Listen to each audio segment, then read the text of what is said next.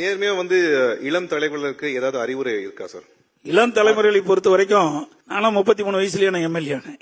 ஆக இளம் தலைமுறையை பொறுத்த வரைக்கும் ஒரு ஆட்சியில என்னென்ன நடந்திருக்கு என்பதை அவர்கள் எண்ணி பார்க்க வேண்டும். அனைத்து இந்திய அண்ணா திராவிட முன்னேற்ற கழகம் என்ற பொன்மனச்சம்பல் புரட்சித் தலைவர் ஆட்சி காலத்திலும் மாண்பு அம்மாவுடைய காலத்திலும் இளைஞர்களுக்கு என்று பல முக்கியத்துவம் கொடுத்தார்கள். அந்த வழியில் அம்மாவுடைய அரசும் இளைஞர்கள் எதிர்காலத்தில் இந்த நாட்டை ஆளக்கூடியவர்கள், அப்படிப்பட்ட இளைஞர்களை ஊக்குவிக்கின்ற விதமாக பல்வேறு திட்டங்களை கொண்டு நடைமுறைப்படுத்தியிருக்கிறோம். உங்களுக்கு நல்லா தெரியும், ஒரே ஆண்டில் 11 அரசு மருத்துவக் கல்லூரி மருத்துவமனை கொண்டாந்து சாதனை படைத்த ஒரே அரசாங்கம் அதிமுக அரசாங்கம். அது மட்டுமல்ல, மாண்பு அம்மா இருக்கின்ற காலத்திலும் சரி, அம்மா மறைவுக்கு பிறகும் சரி, அம்மாவுடைய அரசு பல கல்லூரிகளை நாங்கள் தமிழகத்தில் திறந்திருக்கிறோம். 7 சட்டக் கல்லூரிகளை திறந்திருக்கிறோம், 21 பாலிடெக்னிக் கல்லூரியை திறந்திருக்கிறோம், 68 கலை மற்றும் அறிவியல் கல்லூரி திறந்திருக்கிறோம், 4 கால்நடை மருத்துவக் கல்லூரி ஆராய்ச்சி நிலையத்தை திறந்திருக்கிறோம், 4 வேளாண்மை கல்லூரி திறந்திருக்கிறோம். இப்படி பல கல்லூரிகளை திறந்ததின் விளைவு இன்றைக்கு தமிழகத்தில் இருக்கின்ற ஏழை குடும்பத்தில் இருந்த மாணவ மாணவி கூட குறைந்த கட்டணத்தில் பட்டப்படிப்பு படிக்கக்கூடிய சூழ்நிலை உருவாக்கி தந்திருக்கிறோம்.